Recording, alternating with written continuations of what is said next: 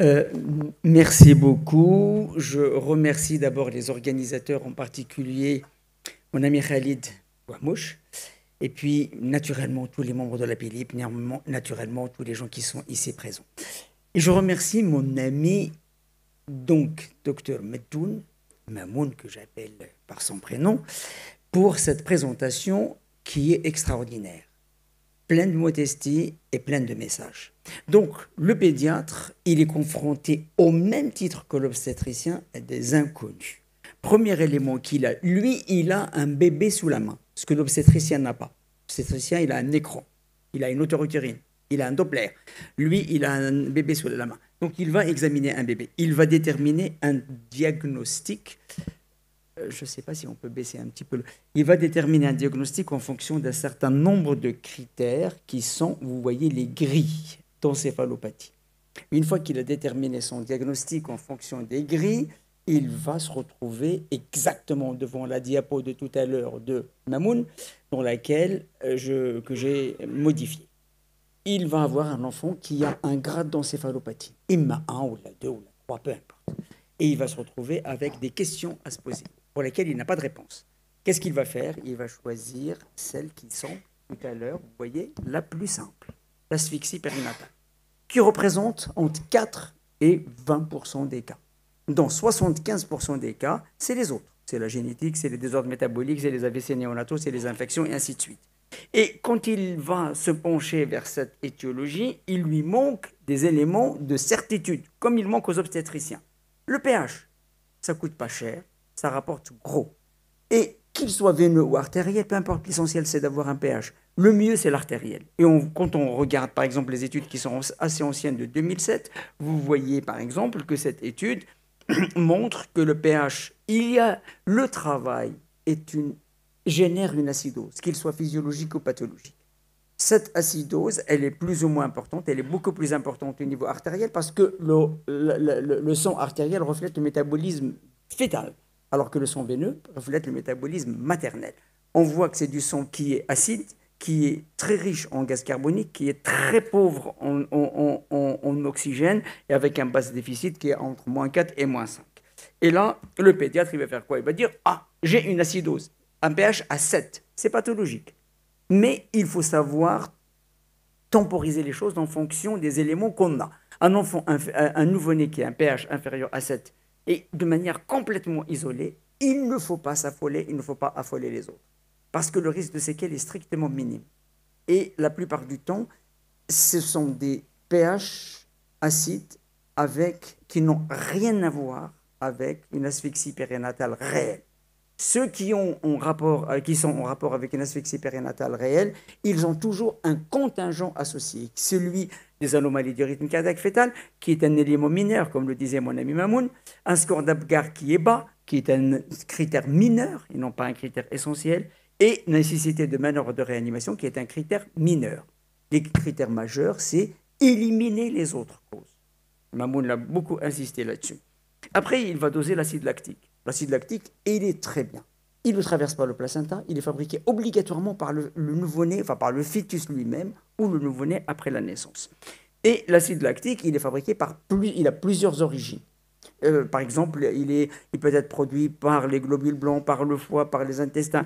Toute ischémie, quelle que soit la cause de l'ischémie, vous avez un choc septique anténatal, toute ischémie entraîne une augmentation de l'acide lactique. Mais pour nous, ce qui est très important, c'est le métabolisme anaérobie. Et d'un autre élément, il faut savoir que l'acide lactique, c'est la résultante du métabolisme anaérobie de l'acide pyruvique. Sauf que c'est une liaison qui s'appelle je ne me rappelle plus. Donc il y a une espèce de liaison entre l'acide lactique et l'acide pyruvique à travers le lactate déshydrogénase, puisque l'acide lactique est généré par l'acide pyruvique qui est mal métabolisé, enfin qui est métabolisé de manière anaérobie, mais il peut y avoir un passage de l'acide lactique vers l'acide pyruvique. Thank you. L'oxydique, voilà. Donc il va évaluer en fonction d'un certain nombre d'éléments. L'évaluation doit être faite très rapidement, avant la première heure de vie. Avant la première heure de vie, il peut avoir donc soit le pH, soit l'acide lactique, soit les deux. Quand on regarde la sensibilité et la spécificité, les valeurs prédictives positives et négatives, vous voyez, elles sont en plus en faveur de l'acide lactique par rapport au pH. Pourquoi? Parce que le pH, il a un mouvement extrêmement rapide. Dès que vous réanimez votre enfant, si vous le réanimez de manière formidable, comme fait Hassan Filal, votre enfant s'améliore vite, le pH s'améliore très vite. Si vous, alors que l'acide lactique va rester prolongé de manière, parce que il révèle ce qui se passe à l'intérieur de la cellule et non pas ce qui se passe au niveau du plasma. Donc l'acide lactique a été beaucoup étudié. Vous allez poser la question de quel est le cutoff, qu'est-ce qu'on peut supporter comme cutoff. Le cutoff qui a été fait par l'étude de Tiuli en 2014 et 2017, c'est celui de dire un acide lactique inférieur à 3,4 millimoles est considéré comme non pathologique. Alors que quand il est supérieur à 3,4 millimoles, il va être considéré comme pathologique. Et surtout, un acide lactique supérieur à 6, il a une valeur prédictive positive qui est extrêmement élevée. Il est spécifique dans 99% des cas. Quand on compare l'acide lactique versus le pH ou le base déficit, vous voyez, ils sont à peu près comparables. Vous prenez ces trois courbes, elles se superposent. Quand on n'a pas d'acide lactique artériel, on peut prendre le veineux. Vous voyez qu'il se superpose avec un coefficient de 0,34.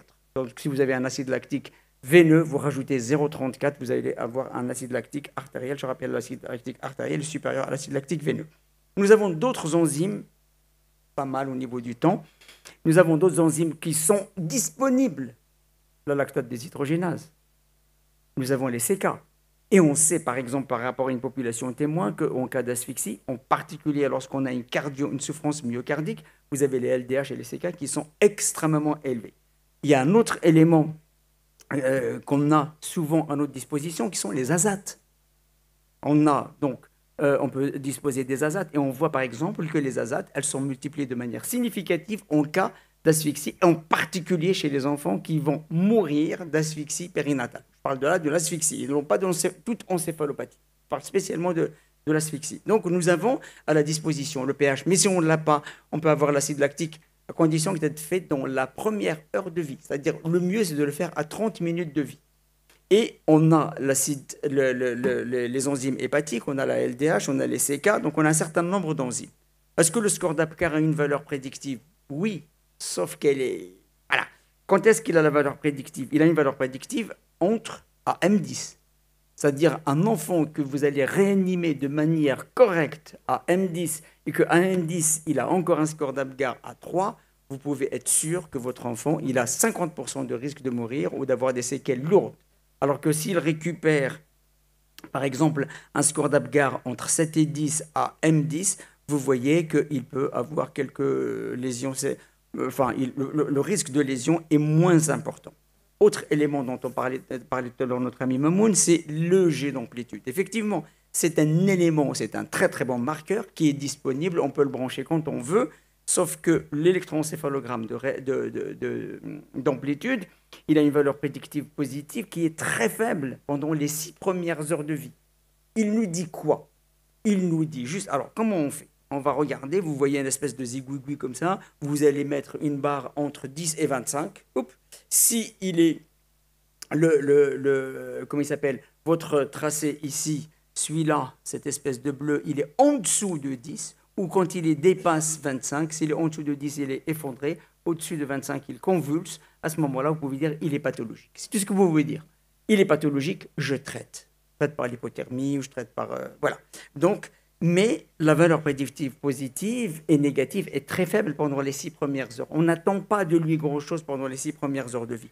Sa valeur prédictive positive et sa sensibilité devient importante à H48. Vous allez me dire c'est trop tard. Oui, dans le cas du doute, je le traite, surtout si j'ai l'appareil d'hypothermie, mais je ne peux parler du pronostic aux parents qu'à partir de H48.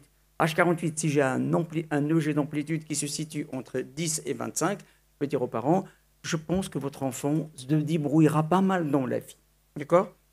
L'imagerie, effectivement, l'ETF, vous m'aurez posé la question l'année dernière, je vous aurais dit, elle n'a aucune valeur. Il y a une étude multicentrique qui est faite aux Pays-Bas, qui est donc une étude qui est publiée dans Pediatric Research, donc prospective randomisée contrôlée, qui montre quoi? Qui montre que le TF à J1 n'a aucune valeur. Après 7 jours, n'a aucune valeur. l'ETF a une valeur entre J3 et J7. Mais le mieux, c'est à J3. Et qu'est-ce qu'on voit et quels sont les éléments qui nous orientent? Premièrement, quand vous regardez les ventricules latéraux, quand vous avez un œdème au niveau de ce qu'on appelle une hyperéchogénécité d'aspect homogène autour du ventricule latéraux, c'est un élément d'œdème, donc c'est un élément d'orientation. Quand vous avez également un œdème au niveau du thalamus, vous voyez le risque, ça c'est le RR, qui est multiplié par 14. Ici, il est multiplié par 26 quand vous avez une atteinte des thalamus. Atteinte de thalamus, il n'est pas nécrosé. Il est juste un peu plus visible, c'est-à-dire il est œdémacié. La même chose pour le putamen, la même chose pour tout le reste, mais vous voyez, ce sont tous des éléments qui vont nous orienter en disant cette ETF n'est pas normale à J3. Elle n'est pas normale. Mais je ne peux pas dire plus. Qu'est-ce qui me permet de dire plus?